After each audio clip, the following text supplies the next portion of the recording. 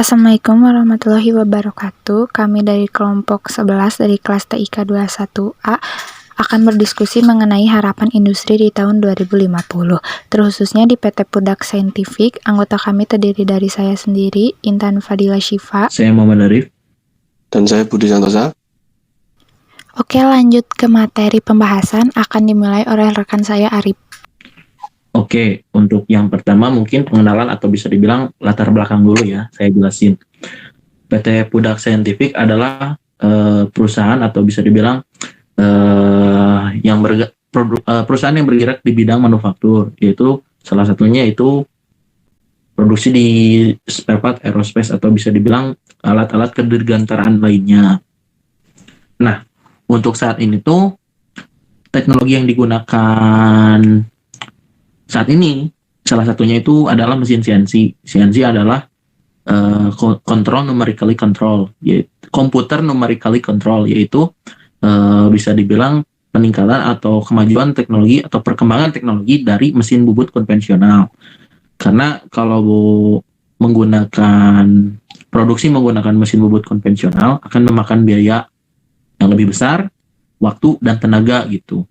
Jadi dengan adanya kemajuan teknologi ini tuh sangat membantu lah bisa dibilang untuk meningkatkan pendapatan, untuk menekan juga angka pengeluaran gitu, karena kinerja atau bisa dibilang cara kerja alat atau mesin tersebut sangat simpel, yaitu kita tuh tinggal bikin program dulu, lalu setelah bikin program kita masukin programnya ke mesin, lalu tinggal produksi aja gitu. Nah, nanti produk atau bisa dibilang alat yang kita inginkan atau customer inginkan tuh bakal tercipta atau bakal jadilah. Nah, begitu sih kurang lebih kalau mengenai kemajuan dari teknologi untuk saat ini yang ada di PT salah satunya. Oke, untuk mau tanya nih Pak Arif, untuk peranan manusia nih Pak Arif di perusahaan tersebut dalam hal produksi ya, ini peranan manusia itu kebanyakan dia sebagai apa sih, yang maksudnya kita berperan banget gitu loh, bahwa harus ada manusia gitu. Peranan manusia gitu saat ini ya, peranan manusia saat ini tuh ya bisa dibilang masih menjadi vital lah bisa dibilang. Karena kenapa? Ya yang tadi saya bilang kayak kita harus bikin program dulu. Nah itu kan kayak mesin CNC itu kan harus ada operator gitu. Istilahnya mesin operator itu sebagai yang memasukkan program, ada juga setter yang membuat programnya, terus operator tuh berperan penting juga gitu. Karena apa? Operator selain menjalankan mesin, operator juga yang mengawasi lah. Takutnya kurang coolant atau coolant-nya habis, terus si pahatnya udah tumpul atau kurang bagus. Nah, di situ sih peranan manusia. Lalu ada lanjut ke proses quality control. Misalkan barang atau benda yang sudah jadi atau produk yang sudah jadi dari proses produksi atau dari mesin operator itu dari. Nah, itu tuh lanjut ke quality control gitu untuk dicek lah. Di situ peranan manusia juga sangat penting gitu. Karena apa? Nah, untuk saat ini pengecekan masih bisa dibilang lebih besar lah, dicek secara manual. Manual ya Pak ya? Untuk ngecek visual, misalkan visual nih, kita kan harus melihat lah istilahnya tuh benda atau produk yang sudah jadi tuh sesuai nggak dengan yang customer minta gitu, dari segi bentuknya, dari segi dimensinya, dari segi toleransinya gitu. Nah, untuk saat ini ya masih inilah peranan manusia saat ini gitu. Gak tau lah untuk kedepannya gitu. Lanjut dari proses quality control, misalkan sudah lolos nih, barang sudah bagus, sudah sesuai dengan apa yang customer minta, ya betul, ke bagian packaging atau pengepakan. Ya, untuk saat ini juga bagian pengepakan atau packaging masih manual lah, dari untuk packagingnya, kayak misalkan ngebungkusnya, terus pengepakannya langsung dilanjut ke pengiriman ya masih manual sih. Jadi untuk gambarannya sih kurang lebih saat ini atau bisa dibilang teknologi atau yang ada di industri PT Pudak sendiri ya kurang lebih seperti itulah.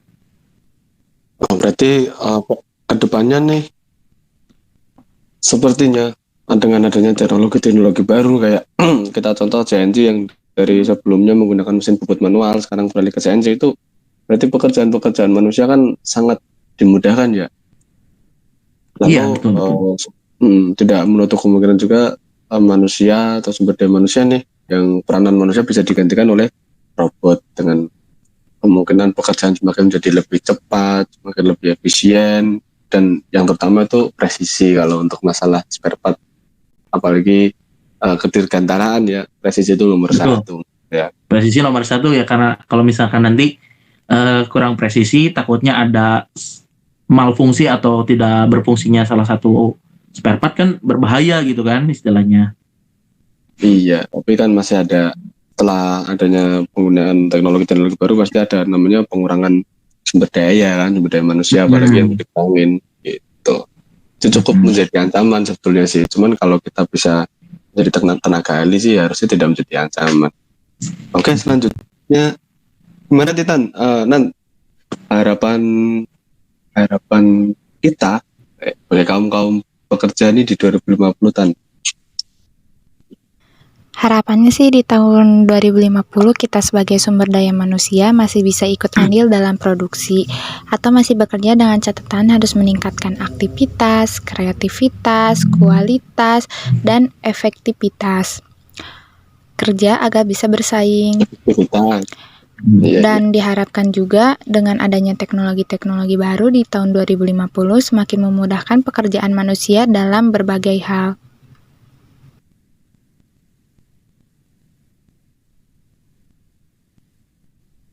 Ya, Iya, bagus sih.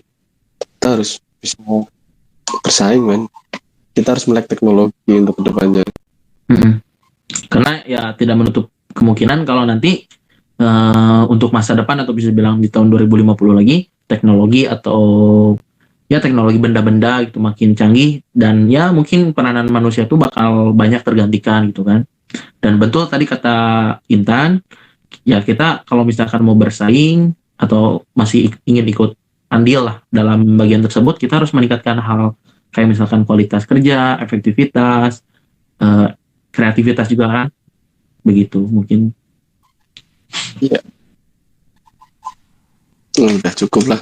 Sekian dari kelompok kami. Maaf bila ada salah kata. Wassalamualaikum warahmatullahi wabarakatuh. Waalaikumsalam warahmatullahi wabarakatuh.